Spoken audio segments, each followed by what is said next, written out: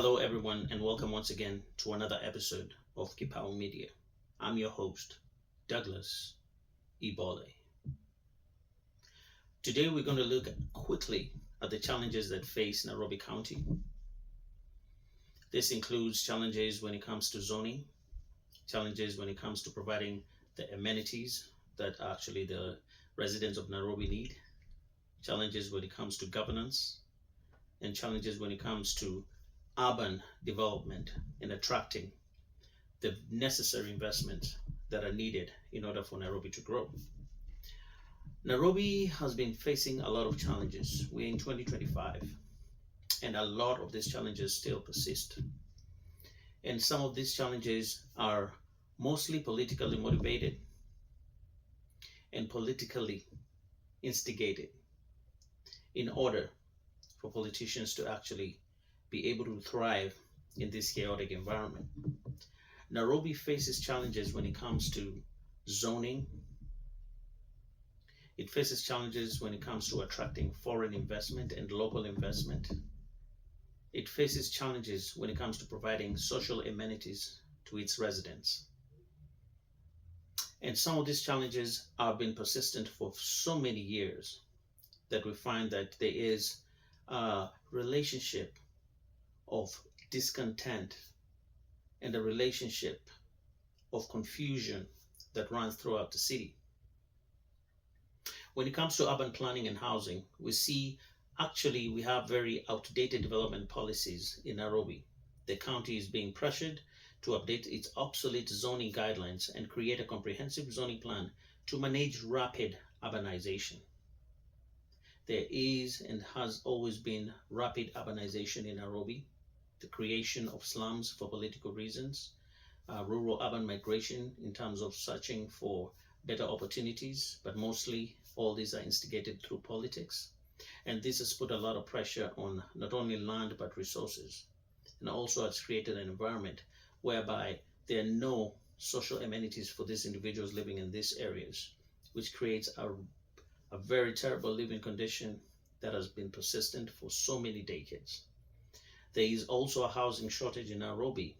Inadequate development policies contribute to a housing crisis.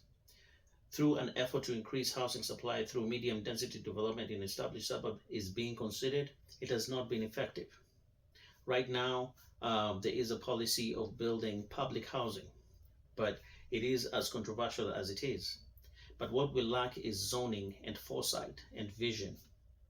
All the leadership in Nairobi should have had a vision to actually map out Nairobi and its environs and create a situation whereby more and dense development happen in the environments and further from Nairobi, and then create actually a good public transport system to ferry people from outside Nairobi to inside Nairobi, rather than let the inside of Nairobi be densely populated and have poor zoning and planning.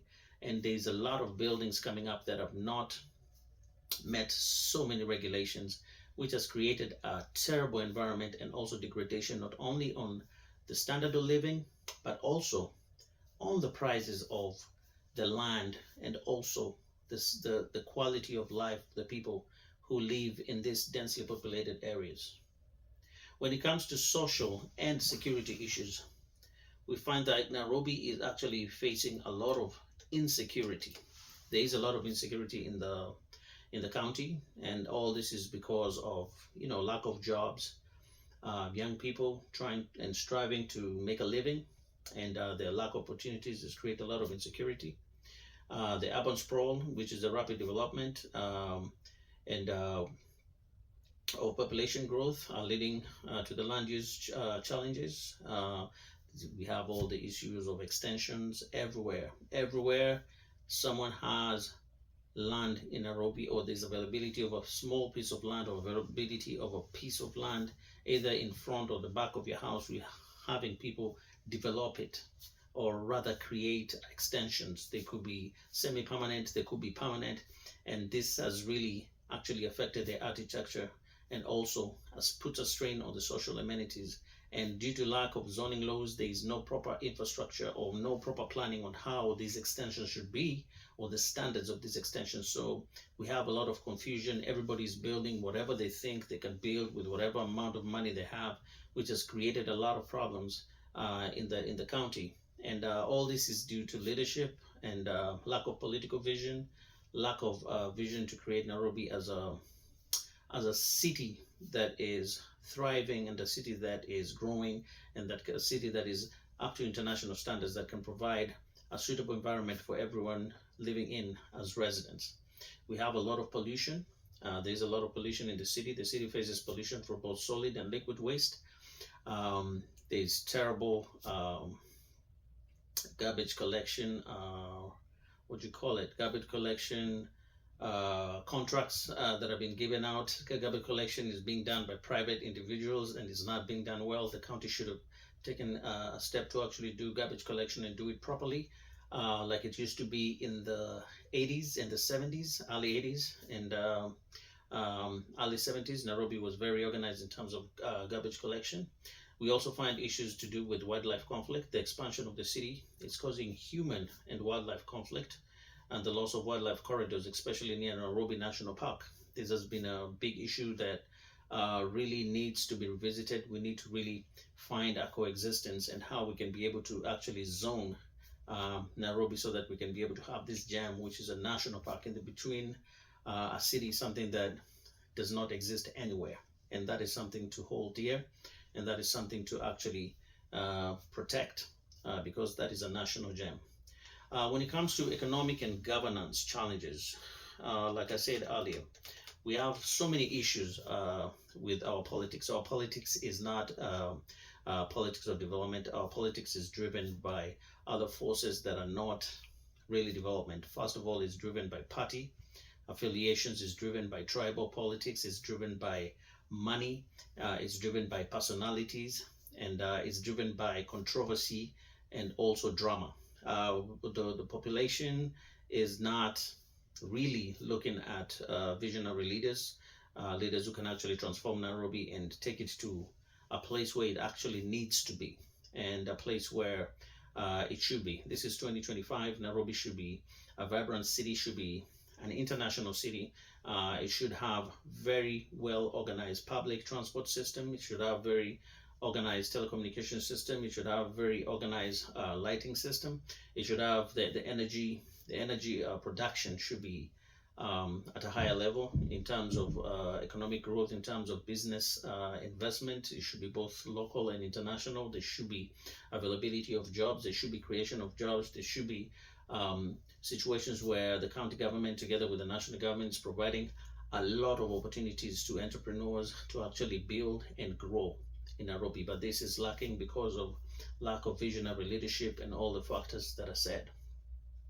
We have inflation also as an issue affecting Nairobi. The city is also affected by high inflation rates, and this is just poor economic governance and just lack of proper fiscal policies and to actually govern the country and the county.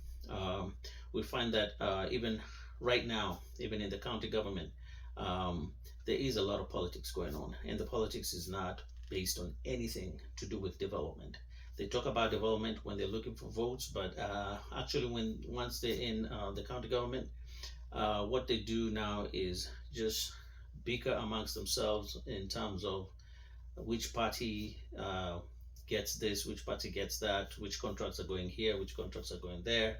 And this has created a lot of confusion, and the people who suffer are the Nairobi city residents because they don't get the facilities, they don't get the service from the leaders that they deserve, and the money that is supposed to be coming in for development is not fully being utilized to actually be sustainable and create a society that can actually thrive.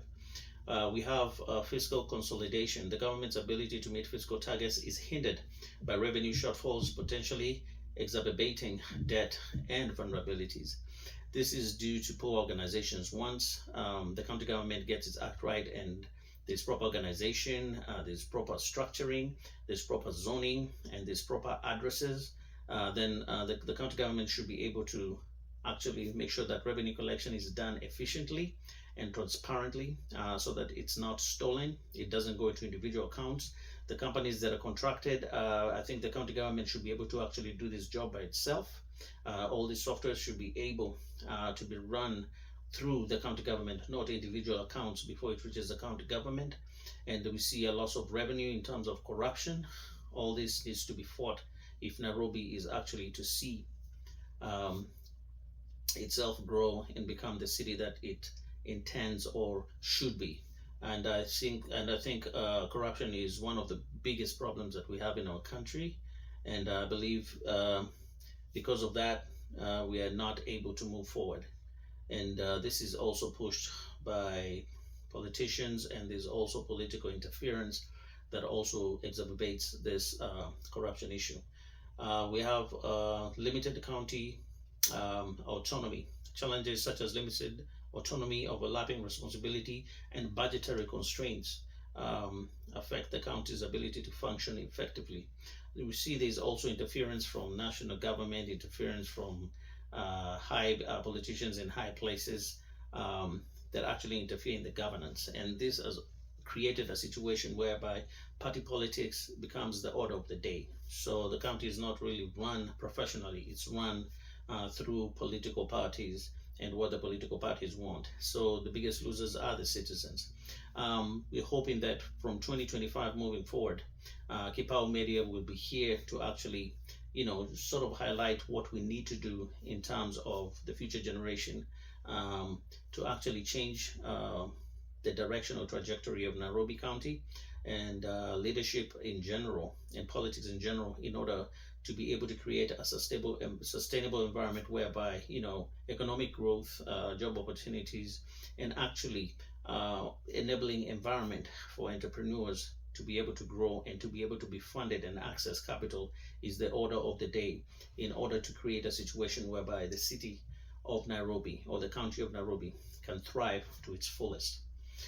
This is Kipao Media. I'm your host, Douglas Ibole. I was just touching in on the challenges that Nairobi faces and what Nairobi can be able to do to actually improve and become the city that is supposed to be an international city.